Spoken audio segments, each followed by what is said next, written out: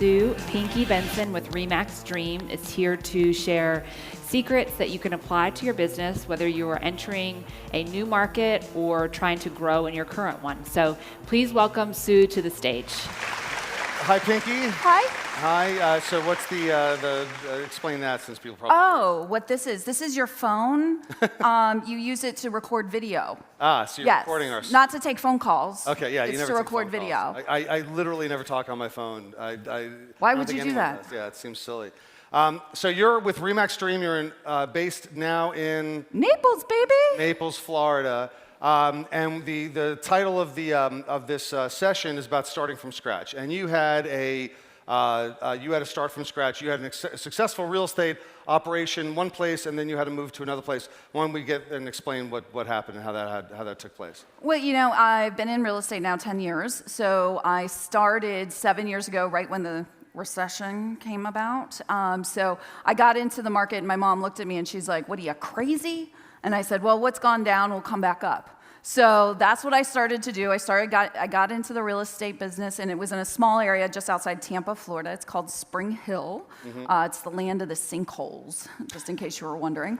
Does that fit on like the entrance welcome and the land of the sinkholes? That's yeah, nice. Pretty much. It's like nice to have the full disclosure when you enter a town. Yes. So I started in that type of market, and I started to grow my business with the help of video and the fabulous Katie Lance, who gave me all kinds of tips and tricks. And I got to the point where I was really doing well in business, you know, and what happens when you're doing really well in life? It punches you in the mouth. And unfortunately, I lost my son Sawyer. He was 22 months old, just a little guy. He had a rare, undiagnosable disease. And, you know, it was in that moment that my husband and I looked at each other and said, "What the hell are we doing here? You know, this is one life, and let's take it by what we can, the reins, and go off onto a new adventure." And so we went from a place where I was selling, you know, $130,000 houses and 400 agents to a place that, you know, I basically can't, I think somebody else said, throw a rock without hitting another agent, and went to a place where the median price point somewhere between $350 and $400 for a residential. So it was quite the experience. Yeah, as a parent, and I'm sure there's parents in the audience, I mean, it's one of an unimaginable, horrible thing that happened to you, you felt you needed to relocate to a different area. You wanted to clear yourself to start something new. Yes, I think definitely, you know, starting over was something that we felt the need. You know, we also realized that we had thought about moving before, and we were never motivated, because you're in that place, especially as real estate agents, it's hard to leave that job behind. You know your community. I was going from a place where literally I think there were 6, you know, gated communities, to a place where we have over 90 championship golf courses, and there's no way to be able to know all the HOA fees and every little nuance of every community. So it was very overwhelming, but if there is a glory in grief that I can say, is that it gives you tunnel vision. And I realized very quickly, like, this is what's important, is what is in front of me and my family, and the rest of it's just BS. Okay. So that was what helped motivate me to be able to get through every day and be able to go, okay, I don't need to be overwhelmed by all of this. I just need to take one day at a time. Well, hopefully nobody in the audience has gone through what you went through as a precipitating factor, just having to start from scratch. But a lot of them might have relocated for, you know, a million reasons, or they might be starting new in the business. So tell me about, as you moved to the new area, which was in Naples. Yep. How you got started. How do you start? I mean, you had the advantage of having an experience, having built a business initially. But how do you get started making connections and doing all the things that you have to get started when you want to start from scratch? For me, it was getting to know social media. I was fortunate enough to have had the book Jab, Jab, Jab, Right Hook by Gary Vee. Mm-hmm. And it was actually my inspiration as to, okay, this whole social media is actually a marketing platform. And even though I'm in Naples, I want you all to know I am not a trust fund baby. I don't have multi-millions. I also have a husband, so he doesn't let me spend anything. So I had to figure out. You're allowed to do that as a husband? Tell your wife not to spend things? Yeah, he's got something to do. I learn something at every conference. So I had to learn how to do it organically. So I started reaching out to people that could teach me how to do those things, like, Katie and Chelsea Pites and Jason Frazier and all my fabulous friends. And they started to teach me how to grow my business organically through social media and video, baby. Okay, so there's a lot of social media and a lot of just getting out there and meeting people. We do have a Slido question. If you go to slido.com on your phones and you pull it up, what's the first thing you would do if you had to start from scratch in a new market? A, online advertising campaign. B, just hammer FSBOs and expireds, get that listing inventory started. Or C, get out and start meeting people. So where's D, drink heavily? Drink heavily. That's assumed. That's that's understood. So feel free to answer that. We'll get to it at the end of the session. So what was the biggest challenge? You're starting. You said you use social media. What was the biggest hurdle that you had to get over to get adoption and make some viral connections? Well, one of the biggest hurdles was finding first the right brokerage that worked for me. Okay. I'm with RE/MAX. I love RE/MAX. And I wasn't quite sure. I kind of figured all brokerages were the same. Yeah. And it wasn't. And I had to find the right place. Now I've found the right home. Okay. And that was really crucial in when you go into a market interview with a lot of different brokers. Find the one that fits with what you want. I'm very technologically. I'm a techie. Yeah, and so I wanted to be in an office that embraced social media and understood Facebook ads and how to do those things. So that was really important to me. So my advice is interview, and find the one that fits. Okay, so you found the right broker, you're out there. What's next? What's the next big hurdle? Big hurdle is obviously meeting people. So what I decided to do was I just would go out and do a weekly Facebook Live show. It was Pinky Nose Naples.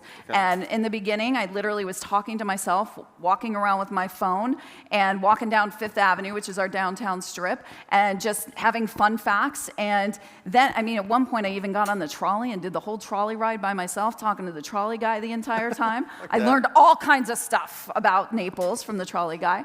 But each time I did it, I started to meet someone new because they would watch the video and they'd say, hey, da-da-da. And it started to slowly build me meeting people and businesses. So it gave me a reason to go out and take myself out of that comfort zone that we talk about. Like, if you're not nervous, you're not trying. And what's the one thing that you feel like you didn't execute on that you would have done differently, knowing now, having gotten to where you've gotten, that you would have done differently when you started? I think I expected it too quickly. And I think that that's something that a lot of agents don't realize. If new ones coming in, you have got to have patience. Patience is key. And one of my girlfriends, Sonia, said to me, honey, you've only been there a month. Okay. You've got to just breathe and be patient. It will come, but you have to be consistent. And I think a lot of agents think, okay, I got my license. I put it in a brokerage. Bring me the business. And it doesn't just show up like that. Do you think it was an advantage for you, having done this before, that you built a business in the first city before you went to the second? Oh yeah, for sure. There's definitely advantages, knowing what your place is and how. But as a disadvantage to it is that you think you know everything. And I think a lot of agents get to that point, even if they've just been in the business for a long period of time. And I had to kind of let that part of my ego go and just say, I need to learn. So I'm checking my ego and I'm learning everything I can possibly learn, whether it's about the MLS system or the contracts or neighborhoods. I had to say, you know what? I don't know everything and I've got to start over and I've got to start at the basics. So building that foundation, so that's another piece of it. We talked about the marketing aspect of it being on social media, but you're saying you got to get a foundation for knowing how to actually manage a transaction in the new market. Oh yeah, you definitely. Naples has their own contracts. And, so it was like, what do you mean I got to own contract? I've been using the same contract for Florida for, the last 7 years. So I had to learn a new contract. So there was all kinds of little things that I had not anticipated. And it was like, wow, I have to do this over again. And you just have to, okay, let's take down the walls and just listen. One of the things I think we don't do that great as an industry is that we take, let's say, new agents, because you were essentially a new agent with a certain amount of institutional knowledge, but you were a new agent when you moved to Naples. And we take the new agents and we teach them, we spend most of our time teaching them how to chase business, how to go get business. But we don't teach them what to do when they actually get a client. When the person actually says, yeah, I'll list my home with you, that we don't teach them the fundamentals of how to get that home sold and certainly not how to manage the transaction. What would you suggest to somebody who's starting new that they can build those fundamental skills of actually helping people buy and sell homes. We'll talk about the lead generation separately, but how do you actually do the job? For me, what I made a point of doing was going out and looking at inventory. And, going out and knowing the neighborhoods. I would go out every week and I'd say, and I wouldn't bother the ones that were occupied, but if they were vacant, especially foreclosures, people love foreclosures. It's a buzzword, even though we may not love them. And so I would go out once a week and start looking at those houses, and then I would research the neighborhood, and I would make myself write, whether it was a blog post or it was just a personal note of, okay, this is the community, here's the 5 things I want myself to know, so that when I can go back and review it and say, okay, Victoria Park, these are the 5 things that I need to know about that neighborhood. People do not go to see the inventory as much as they used to. And that's, I think, a real problem because, when a buyer online can see the property and find all the properties they want, they're looking to an agent for somebody who's actually been inside. And if you've never been inside any of the listings in your market, I think you're not really providing the value that you need to provide. Let's go back, because I want to make sure we give a little bit of, what you are really great at is that social media marketing. I mean, you walked out here taking a video, which I assume you'll post at some point. What are some tips for people to really leverage their presence on social media in terms of getting themselves known in a new market when they move into a new market? Or get started in a new market? I think we've talked about it a little bit, but authenticity is what's ruling the day. So, my background actually in my BC life, which is before children, was I was a broadcast journalist. So having that background, it helped me to understand how to share who I was. But at the same time, one of the things that happened to me when I was in broadcasting is they came to me and they said, you need to, when you do your sign out, we want you to say Susan. All right, I looked at them and I said, huh?